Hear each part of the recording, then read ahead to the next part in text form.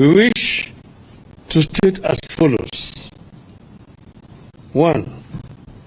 The matter of Shakahola and the growth of cult activities in the nation, Mr. Ruto is as much a suspect as is all the cult pastors from Shakahola and beyond. He owes the people of Kenya an explanation before he purports to be trying to solve the problem. 2.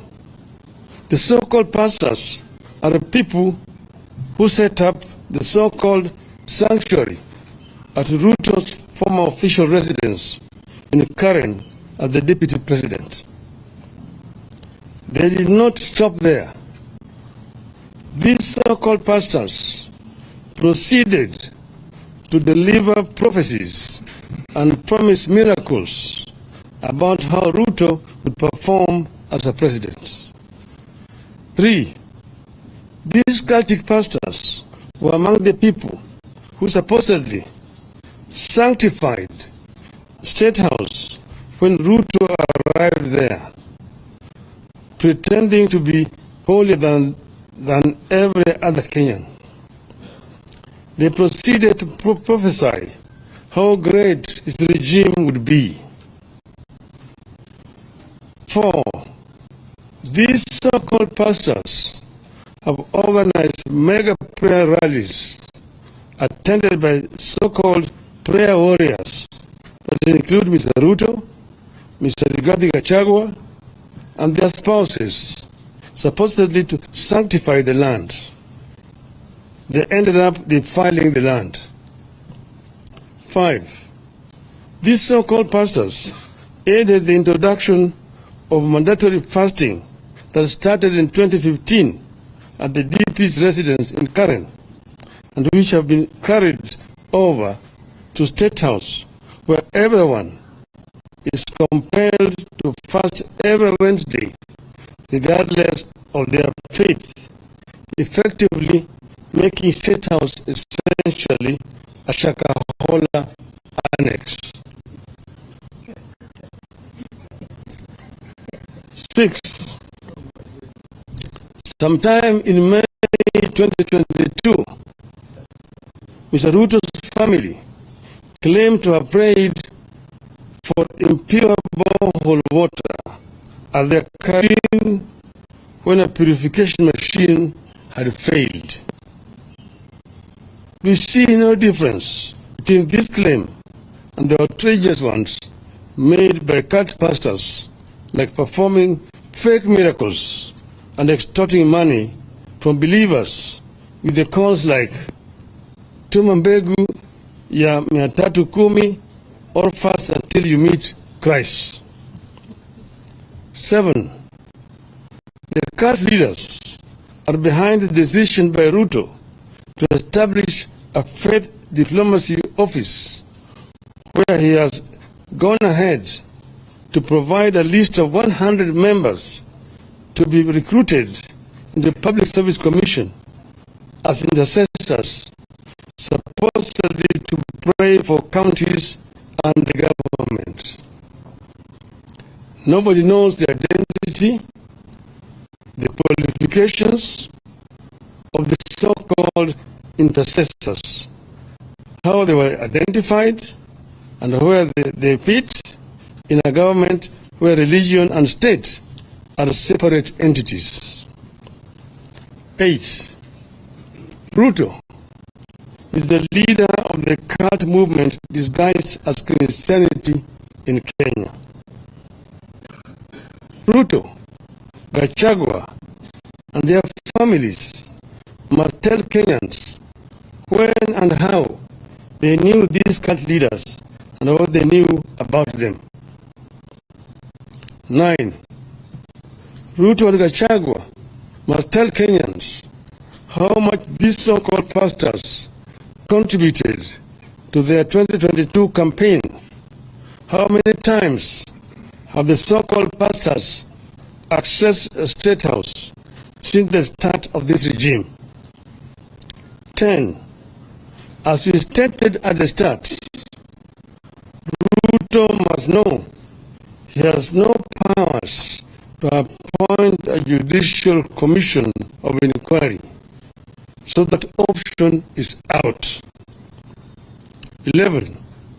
We are all options of inquiry have been the tool of choice whenever the government has something to hide, like you believe Ruto does now. 12. Parliament must swing into action, come up with a select committee, and get to the roots of the chaotic activities in the country and the abuse of religion for political gain. Must help us establish whether the deaths at Shakahola were acts of rogue pastors, human sacrifices, or body organ trade, and who the beneficiaries were. 14. The DCI may have swung into action late, but since they did, they have been doing a great job in Shakahola. They should be allowed to do their job without interference. 15. The current blanket restrictions placed on independent observers, including the media and civil society, must be lifted forthwith. 16. The state must give the media full access to the scene of crime and various aspects of the investigations. 17. Going forward, Ruto must commit to draw a clear line between religion and state in this country. He has deliberately merged the two to enable his political survival and as the cover-up for his deeds. On Shakahola, Ruto is as guilty as those he is seeking to investigate. I repeat, he is as guilty as those he is seeking to investigate. The blood of those children who starved to death crying for a spoon of water is in Ruto's hands. On our planned protest rallies, we confirm that they are on tomorrow, beginning 6 a.m. on the 2nd of May 2023. As we stated yesterday, the Constitution of Kenya, which in Article 37 provides that every person has the right peacefully and unarmed to assemble, to demonstrate, to picket, and to present petitions to public authorities. That has not been suspended. I repeat again, every person has the right peacefully and unarmed to assemble, to demonstrate, to picket, and to present petitions to public authorities. That provision has not been suspended. And our demonstrators tomorrow have been informed, and I repeat here, that tomorrow's demonstrations are going to be peaceful. Nobody is allowed to carry any weapon. Nobody should try to interfere with anybody's private business. We are basically demonstrating to present our petitions to respective authorities. Police cannot decide in advance that there shall be violence, then proceed to ban political activities that are protected by the Constitution. That is the making of a dictatorship. It amounts to a suspension of the Constitution.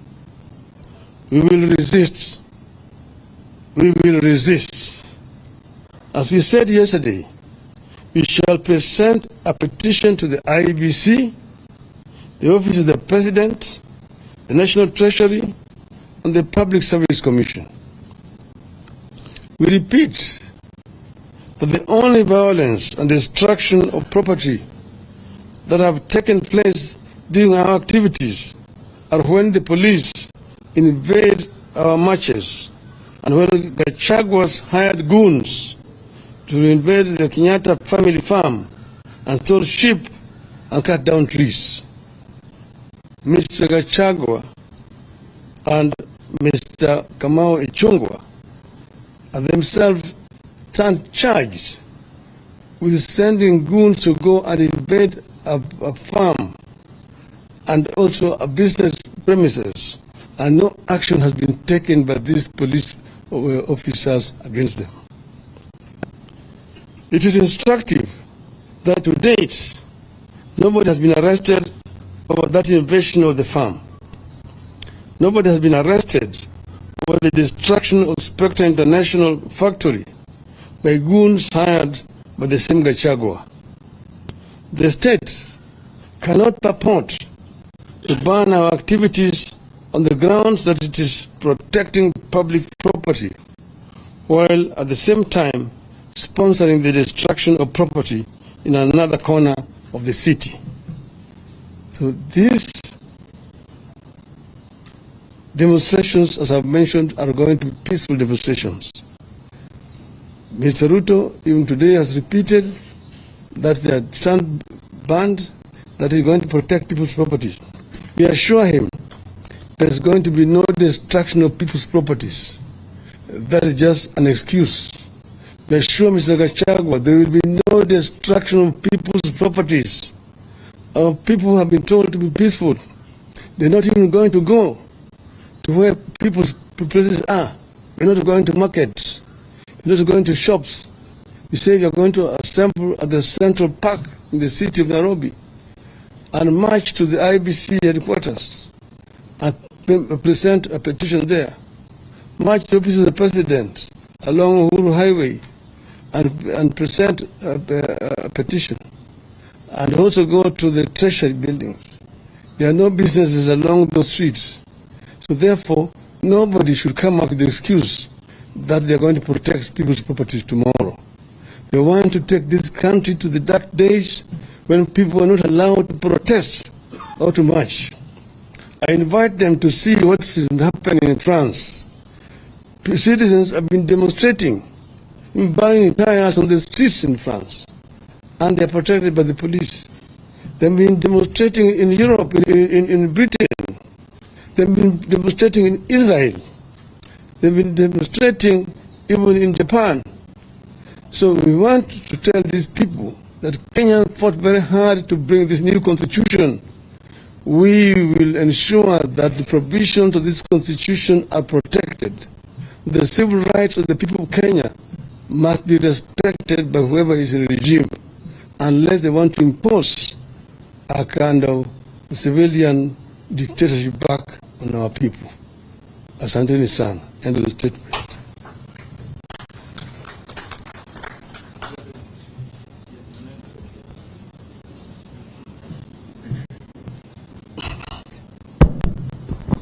My name is Emmanuel Tor from KTN News.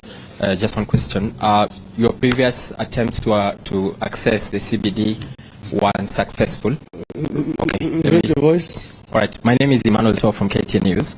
Your previous attempts to access the CBD were unsuccessful, and tomorrow you've targeted at least 4 government installations. How are you going to do this time around, and how are you going to access? Thank you. Well, of course, you know where those institutions are. Last time, we were barred from entering CBD. We therefore were forced to actually go on the periphery of the towns. We never chose to go to a place like Mathare, or to Kawangware, or Kangemi, or Kibra, Mukuru Kwanjenga, Pipeline, and so on. But we were denied access to the CBD, where we had applied to go and peacefully demonstrate and present our petitions to the authorities concerned. Today, they are actually trying to repeat the same thing. You said that Kenyans fought so hard to bring this constitution to life, and that it is the responsibility of each and every Kenyan to defend provisions of this constitution. What these people are saying today is allowed to hold water. No Kenyan will ever be able to do any demonstration. All demonstrations will be illegal under the guise that you are going to be destroying people's properties, you are going to interfere with businesses of people and so on. So they are trying to create a very, very dangerous precedent, and this must be resisted by all means. Last question. Yes. Prime Minister. Prime Minister, thank you. I am Ayub Abdulkadir from Citizen TV, and this is generally a concern from the Kenyan public.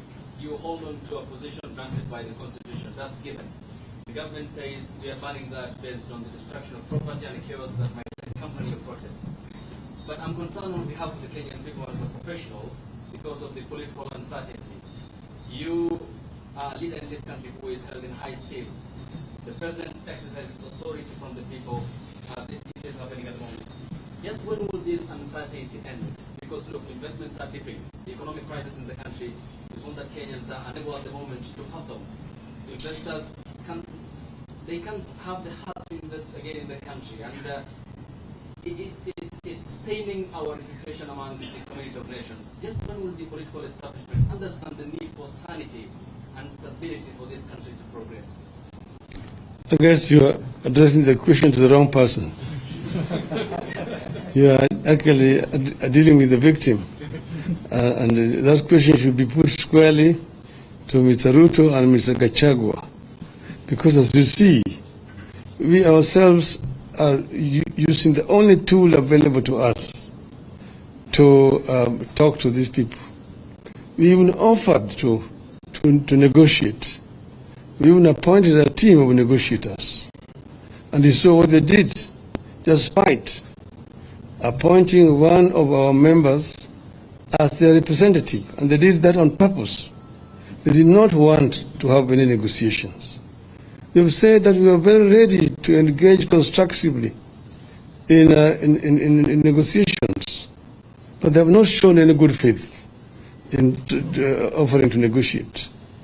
At times, they've just been trying to buy time here and there, and that's why we actually resorting to this. This is the only option that's available to us.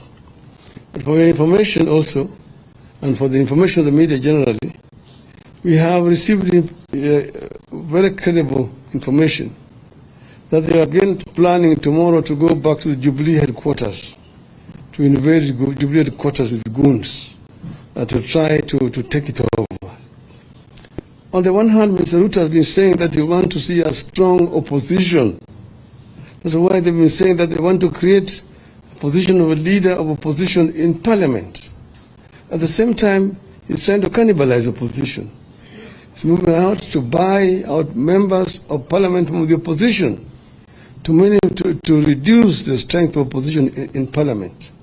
He's also trying to take over political parties in the opposition. Jubilee is a member of Azimio coalition. They're signatory to the Azimio coalition, and their leadership is not in dispute.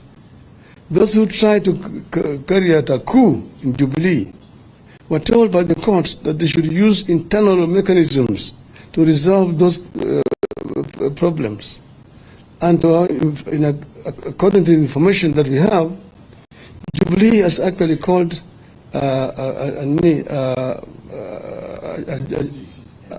NDC, National Delegates Convention. Why don't they wait for that? Why in the hurry to try to take over Jubilee by force? This basically shows you that people who are hell-bent on trying to return this country to a single-party dictatorship, which we came from, those are the days. So we are people who are defending the gains which have been made by the people of Kenya. We will not sit down and watch them try to do it. We will resist. That's why we are here.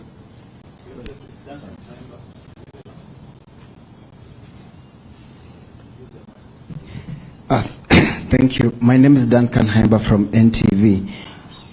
Two Two quick questions. One, those in government are accusing Azimio, the chairman of Azimio Council, that's retired President Uhuru Kenyatta, and yourself and the team as out to cause anarchy, and they read his involvement and your involvement long after you had accepted and moved on in court, and then all of a sudden, so they are saying this is a recipe for anarchy. And secondly, when you launched the MDD, Movement for Defense for Democracy, your position was very clear that you no longer recognize President William Ruto as president.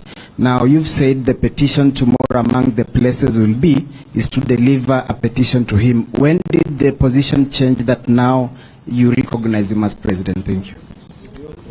I did not say that I'm presenting a petition to Mr. Ruto. I said we are presenting a petition to office of the president, because that office exists objectively. It's there. That's why we are making a presentation there. And what we are saying there is that we're asking them to ensure that the Constitution is respected, that they do not try to cannibalize political parties. We're also going to the Treasury and making a presentation that they should release funds to the county governments. Because as you can see, they're trying to kill devolution by refusing to transfer funds to the county governments. So operations in most of the, almost all county governments have actually ground to a halt. They're just raising money through loans from banks to pay salaries to staff who are actually doing nothing at all. Then we say we are going to the IBC as an office to make a presentation to them. One, to agree that servers should be audited. They should allow the auditing of the servers. Why are we all of a sudden, you're saying we have changed our minds? Yes, as you know, the elections were done, the ballot papers were counted, then the results were announced. But you remember, that's where there was the controversy. When they announced the results, 4 out of 7 members of that commission disagreed with the results which the chairman was announcing. The chairman and the 2 others were in minority. Majority of the members of that commission disagreed with the results which were announced. But we, however, let it go. But after that, months thereafter, 3 months later, new information came to light, which showed that in fact the information that was released by Mr. Chebukati did not represent the facts, that the 4 commissioners were right in disagreeing with Mr. Chebukati. And that's the reason why we are saying we need to have the servers audited. Why are we doing it? We're not only doing it because we want to take power, but we want to ensure that next time around Kenyans go to an election, there will be no monkey business. Because if this is not properly audited and concluded satisfactorily, Kenyans will not go to the polls. Why do you go to an election when results are announced arbitrarily by the chairman? And then we're also insisting that the 4 members of the commission need to be reinstated. Why? The only crime was because they disagreed with the chairman on the results. But if that is not corrected, it will mean that in the future, no member of a commission can disagree with the chairman, because they will fear that they will be expelled after the elections. So we are insisting that these people did not commit a crime. They were members of an independent commission, and they are performing their duties, which included agreeing or disagreeing with the results announced by the chairman. So we are saying that these Kenyans should not be condemned to misery the rest of their lives. They committed no crime, and therefore they need to be reinstated. that we do not believe is an unreasonable demand. And then we are talking about the cost of living of our people, which is so high and unbearable. You saw even today when the president asked him about the price of unga, there was a loud disapproval of what he was trying to say. So he lives in another world. Kenyans live in a different world. You say that is also not an unreasonable demand. And then, of course, the issue of transferring funds to the devolved unit is also not an unreasonable demand. And the issue of stopping cannibalization of political parties, respecting political parties, respecting the verdict of the people at the polls is very crucial to institutionalization of multi-party democracy in our country. So all the demands that were made are clear and open, and we are ready to sit down with people and discuss over these issues. This is our position as Azimio. Thank you. Thank you.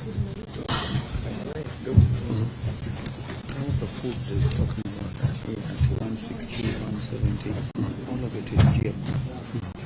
All that hunger. It's all GM. Can you imagine? No, it's not GM. Hey.